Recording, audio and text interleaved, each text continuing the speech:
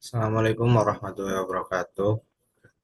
Perkenalkan, nama saya Muhammad Surya Pratama dari Prodi Sistem Pembangkit Energi dengan NRP 42236.033. Baik, pada kesempatan kali ini saya akan membawakan presentasi tentang studi kasus maintenance pompa sentrifugal.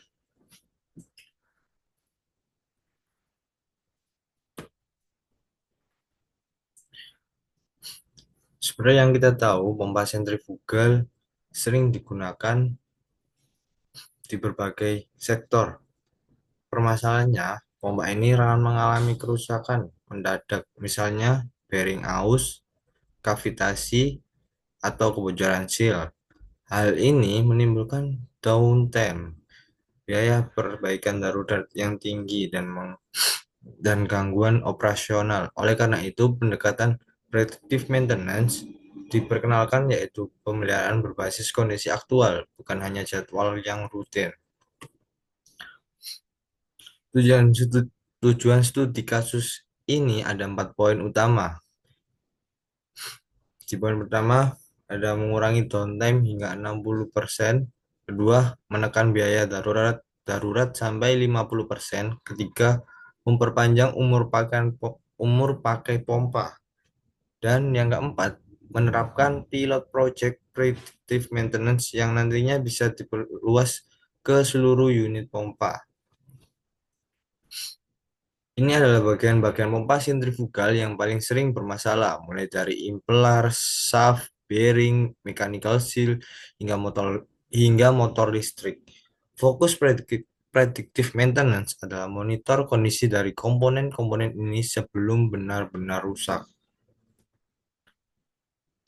Beberapa kegagalan umum pada pompa, misalnya bearing filler yang ditandai dengan vibrasi dan suhu naik, seal leaking yang membuat tekanan turun, kavitasi dengan gejala noise dan vibrasi tinggi, misalignment dengan vibrasi harmonik harmonik dan blockage ketika flow turun tapi konsumsi daya motor meningkat. Semua indikator ini bisa dideteksi sensor sehingga kita tahu kerusakan sejak dini. Arsitektur predictive maintenance, vibrasi, suhu, tekanan arus.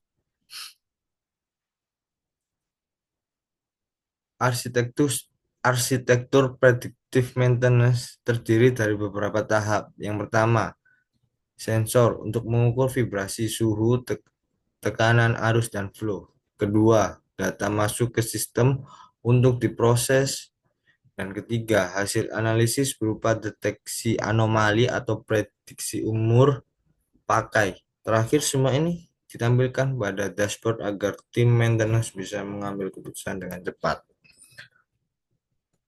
Baik, untuk flowchart ini menunjukkan alur kerja predictive maintenance. Sensor data, vibrasi, suhu, tekanan, dan flow arus. Lalu data equation atau pre-processing. Lalu kita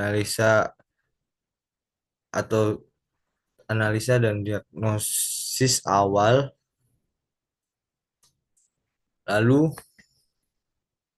di sini kalau misal sudah didiagnosis ternyata normal, kita pompa ini hanya dilakukan pengecekan saja dan lanjut beroperasi.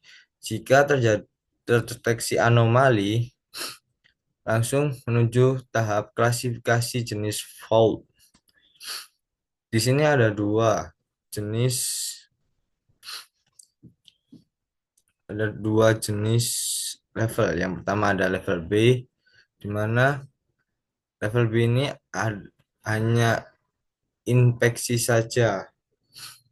Dengan yang level C ini, pompa akan di stop dan akan diperbaiki.